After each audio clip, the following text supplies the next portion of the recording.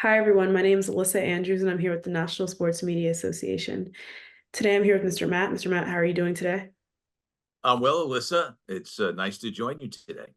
Thank you. Thank you. So before we get started, can we get some brief background information on you and like what's going on with you currently? Sure, I am the what I call the audio voice for the New Jersey Devils. We are no longer on radio. We, like many others, have made the move to the digital space. Mm. And so we are on something called the Devils Hockey Network. It's easier to say the radio voice because people get that, but we're not on the radio dial. So I do that. I'm the play by play announcer for the team. I have been for 18 years now, and it's my 30th year overall with them between radio and TV and digital.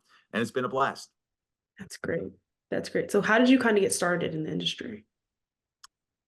So I went to Seton Hall University. They have a student-run radio station, WSOU FM.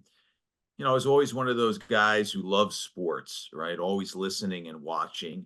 Never thought that I would get into the business. In fact, I have a business degree from Seton Hall, but listening to the games, kind of being intrigued by it. And then ultimately, I saw a note.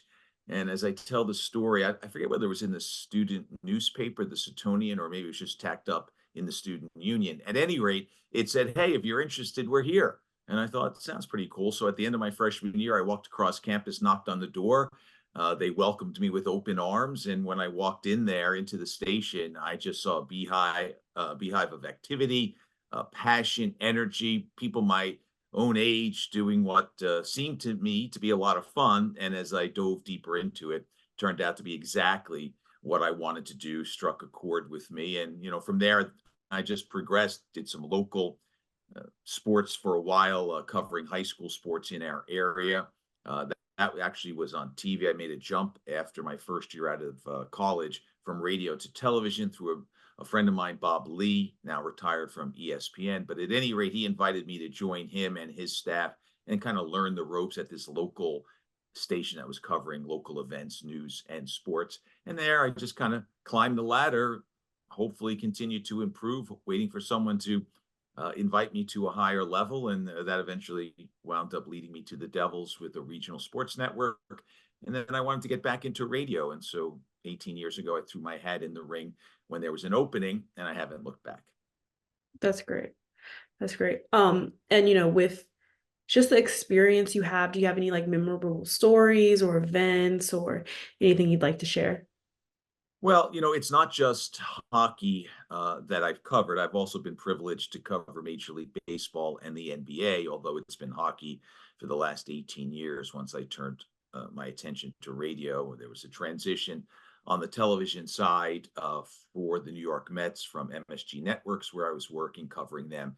They formed their own network. And as you may find out in the business and others have, new boss, new employers or employees. And so they wanted their own voice, their own sound, their own look. At any rate, yeah, no, I've been blessed to cover 3 Stanley Cup championships, 5 finals altogether, but 3 times the Devils have won a championship that I've been able to watch. Uh, Not announcing because they've not won one since I've been uh, doing the radio slash audio. But nonetheless, when I was on TV, I covered those. I covered a World Series when the Mets lost to the Yankees. I was there when baseball returned to New York City after 9/11, an incredibly emotional experience as New York rallied around this New York Mets team and just each other. And to be there when baseball gave us all a break from that tragedy certainly is a big part of my resume because it was such an important moment, not just for baseball or sports, but for our nation. So I was very lucky to do things like that, some individual accomplishments where players set records, just kind of all part of it. I just been lucky to be along for the ride on many of them, and it's been just a pleasure. Oh yeah, that's definitely amazing. Um, so with the rise of, social media platforms and just you covering radio, do you often find yourself using those platforms? And if so, what platform really gets you going? Yeah, definitely. I mean, you have to anymore. I mean, I've got more gray hair than you do, and I've got more years than you do. But the fact of the matter is, if I'm not involved in social media, then you get left behind. One of the things that I've always tried to do, and one of the things that I emphasize when I speak with others, is you've got to constantly evolve. Now, the truth of the matter is, if I didn't partake of any social media, I think my career would just continue to move along, and I'd be able to retire, and it wouldn't necessarily be much of an impact one way or the other. But you want to reach your audience, and it's a younger audience that digests media in a variety of ways. Truthfully, I've not dipped my toes much into the Instagram, TikTok world. I'm mostly an X guy.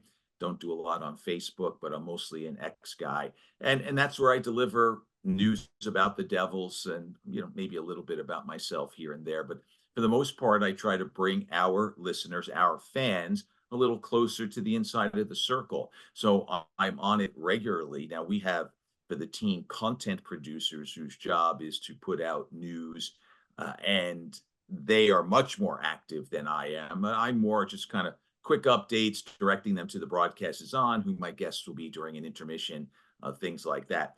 However, I digest all of the social media because you have to. I joined the business when there was a time when newspapers dominated. Look, really can't find many newspapers anymore.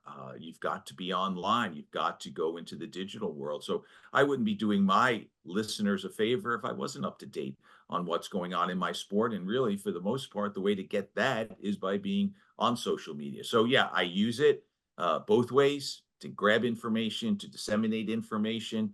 And I think it's a great way to be in contact with the listeners, because that's how they not only digest, as I said earlier, the content, but they want to be able to ask me questions as well, and I respond to them in that manner. Sorry, definitely. So with, the key ingredients of, radio being your voice, and you have such a strong-willed voice, what would you tell someone wanting to enter the industry? Well, thank you for that compliment. I was born with it. Something I did that developed it. It's just a gift, but yeah, it has benefited me. That's for sure. Well, it's constant work, right? When I started, there was the student-run station, and Seton Hall has a well-regarded and long time in service communications department, but it has expanded enormously in what it allows students to do, to try to figure out. So first off, try everything. That's number one. Number two, there's more opportunity therefore than ever before. When I graduated and I was looking to get into radio, the thought was you have to start at a small station out of town, and then you move to a little bigger city, and maybe you come back into the Big Apple. Now, I was just starting my career, and I did start at a small radio station in my state. I'm from New Jersey, but this local cable channel was starting, and that was kind of the version of out of town, because that's where you cut your teeth and make mistakes and learn your craft. And I was able to develop that to the point where I never really had to leave the area. But again, limited opportunities. Now, create your own talk show, do a podcast, be the voice of Seton Hall University, be the expert, not just on the student run station, whether it's television or radio, be involved in social media, be active, create content. It's all about that, developing your personality. And along the way, you'll learn what works and what doesn't work, but also grab every opportunity that comes your way. You have no idea where it's going to lead. And I'll just give a quick story. I mentioned Bob Lee, who's recently retired from ESPN. He won numerous Emmy Awards and Peabody Awards for his work on their news program, Outside the Lines, just a fabulous journalist. Well, he's starting his career. He's a little older than I am, but he's a Seton Hall guy as well. He comes to the campus for an event. He walks through the corridors of the radio station where he got his interest and started his career, so to speak. He had been listening to some of the games I had been doing, because at the time there was no commercial outlet for our basketball team or any of the sports teams. You had to listen, if you were a fan, to the students deliver the goods. Anyway, he stops by and says, listen, I work for this little TV station. It's kind of just started. And if you want to come along, I can kind of teach you the ropes. Can't pay you anything, but I'll teach you the ropes. And it would have been easy for me to say, well, that's television. I'm a radio guy. Because really, in my heart, that's what I am. And that's why I returned to radio after many years in television. But I would have been foolish to have done so because I didn't know where that would lead. And, ultimately, because of people I met there, it led to my transition to television.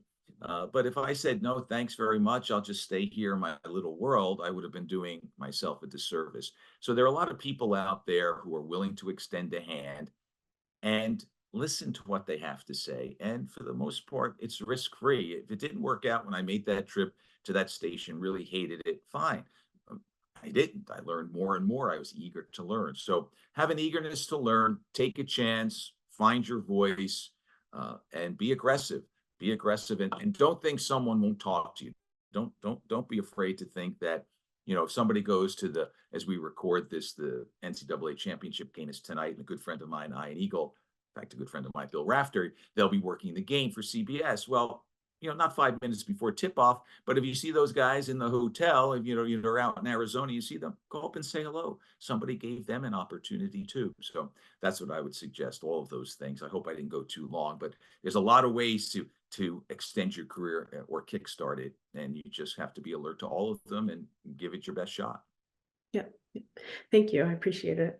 Well, once again, congratulations on your 2024 National Sports Media Association Award, and thank you again for Thank you. the interview you today.